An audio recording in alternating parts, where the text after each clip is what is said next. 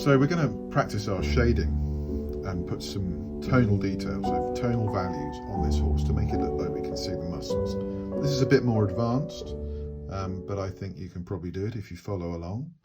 I'm going to start off by just adding a little bit of shadow, just filling in that shape there. And I'm going to bring that down to the front of the face like this. And the horse's mouth, I'm going to make this a little bit darker under here. And I'm going to make the shadow here a bit darker. And I can then edit this shape a bit and make this a bit rounder and longer. And I'm going to add that shadow in there, make that a little bit lighter than the shadow under his chin, but it's still there. It needs to be drawn. We can put a little bit of a shape there. And then that goes up to the eye like that. And we can put some shading here, like this. And then kind of level with the underside of the nose. I'm going to make a more of a mouth shape like that. And just fiddle about a little bit with the shape of the head here. Make it a bit more of a shadow there on the front. And then that, I'm going to make this a darker tone at the front of the head. And that can go up a little bit of mane. And I'm going to then make his eye look dark.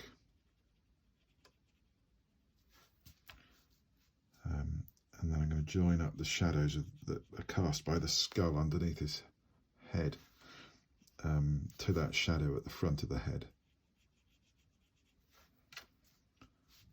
And that can carry on a bit longer like that. Go carefully with this because it's quite easy if you're not careful just to not follow what I'm showing you. Sometimes I'm going to make my shadows quite dark, and sometimes I'm going to make them a little bit lighter. And if I do them lighter, what I tend to do is do this line shading, certainly to begin with, and then I can come back to it later and make it look more finished if I decide I want to. I'm just going to rub this oval shape out and add a little bit more shadow onto the ear while I'm there.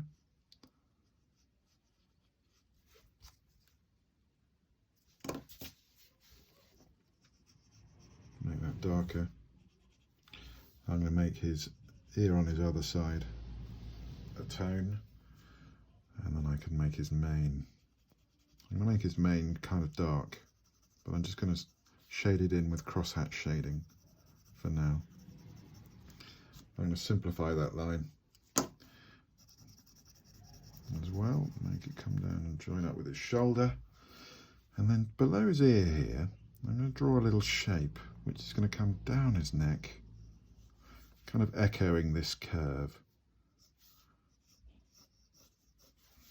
If I shade that in now to about there, and then I can continue it just with shading and join up with his neck like that.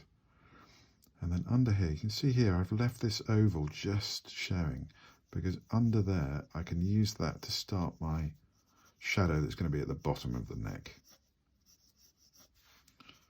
And that can come down and join up and make a darker area here at the front of his throat.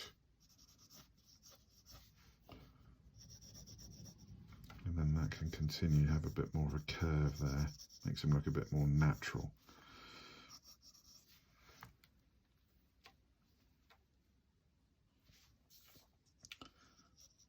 Then I'm going to take this line here, make it a bit higher up, and draw a curve off that. It's going to come down and meet up with this line here. And that shape there is going to go up. And everything up here is going to start to be shaded. Now you can see what I'm doing here. I'm going to shade this with this kind of crosshatch. Some of them will be vertical lines. Sometimes I change my shading angle. Try and keep it here, and the top of his shoulder needs to be slightly darker, a bit like that.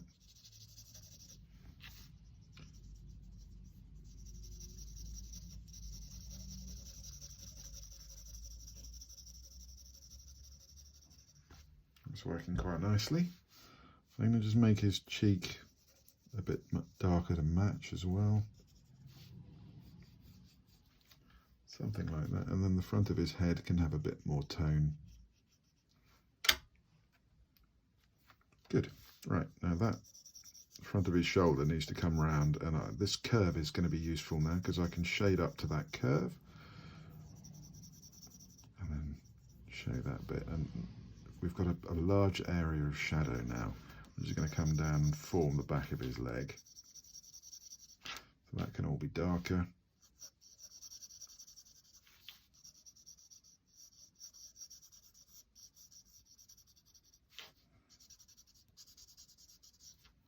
There we go. And in the middle here is another line. It's a thicker sinew muscle type line, which is going to come down like that. And then everywhere below here I'm going to shade. I might have made this leg a little bit long, but we'll go with it for now. I can always edit later. Maybe that just needs to be a bit wider. There we go. Now then, under here, it's going to have a bit of a bulge for his tummy, and then go up. And that's going to be shaded in. I can shade that in a bit darker, make it a bigger shadow under his tummy. And then everywhere behind this line, I'm going to put in as a shadow really up to that line I've just drawn. So I've given myself a guideline, and I can then shade that in. This is useful now because everywhere in front of there, like that, that's a funny shape. You need to try and echo that shape. Draw that for me. It's like a half moon almost with raggedy edges. And I'm then going to shade along here and up to that shape. This is going to be a bit of shining on his coat. And then in the middle there's going to be a little shape like that. It's going to come down, and I can then continue my shading here. I want it to be a little bit darker on the top, so I'm going to just reinforce my pencil pressure just up there. Keep changing direction. This bit's going to be a bit lighter, and then change direction again and bring that down so it gets a bit darker as it gets towards under here. Then more shadow.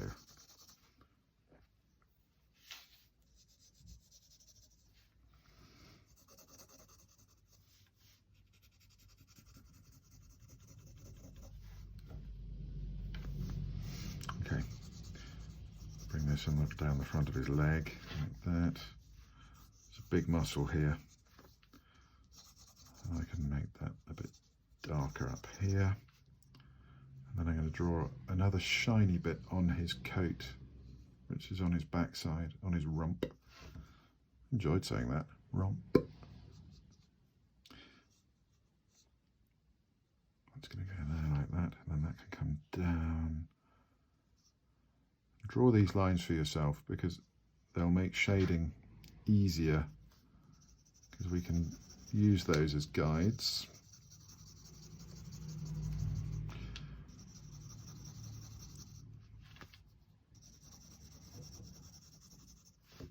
Just like that.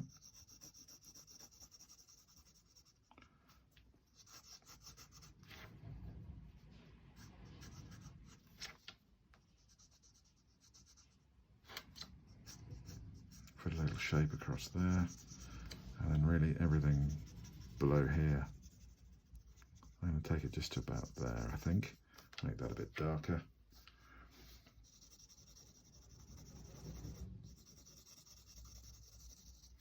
And this can all be shaded in.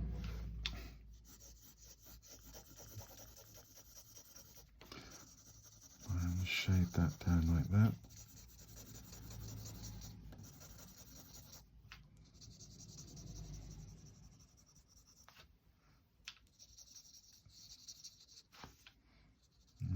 tail dark.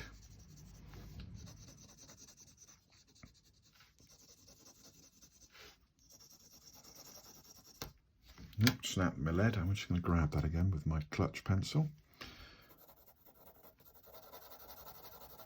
I'm doing this quite quickly, but you can take a little bit longer over this, obviously, because you can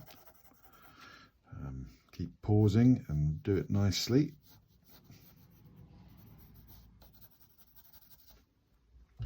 Okay, we're starting to look quite horsey. Good, right. That looks nice.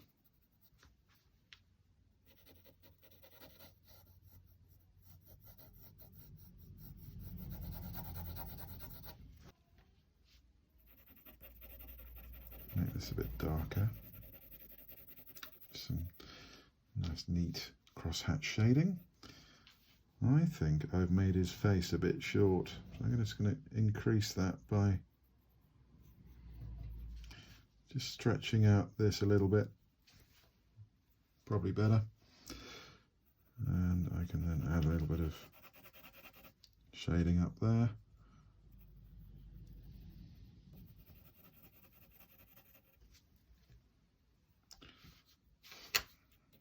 A little bit of shading here.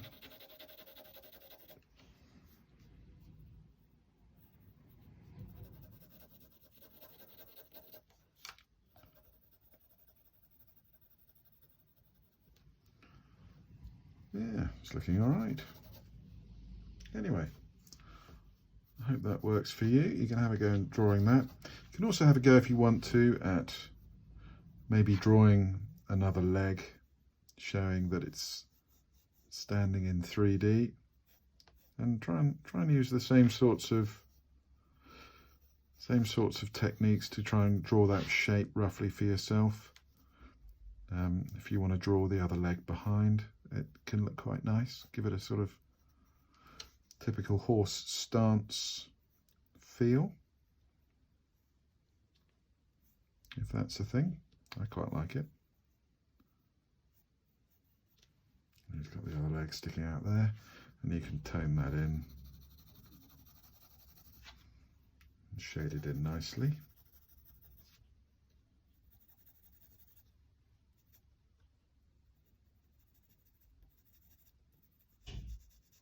And don't forget, he's probably got a shadow on the floor, which I like to draw in.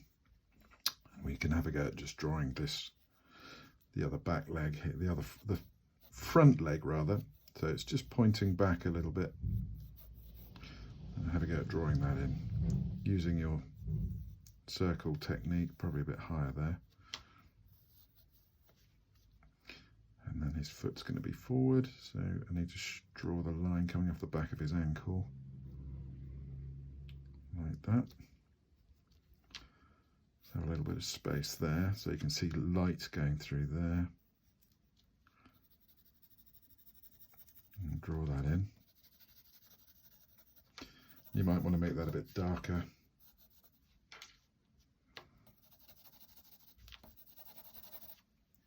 But I wanted to show you where the shadow might go. Imagine he's standing in the field on some grass. And then he's got a shadow that comes off the front leg.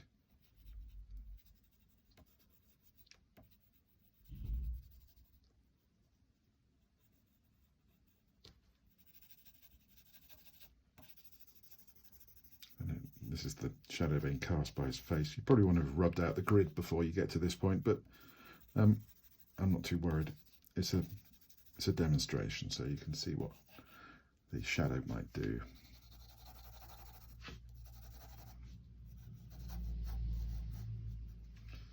So I reckon if you did that maybe 4-5 times, you'd be pretty good at drawing horses.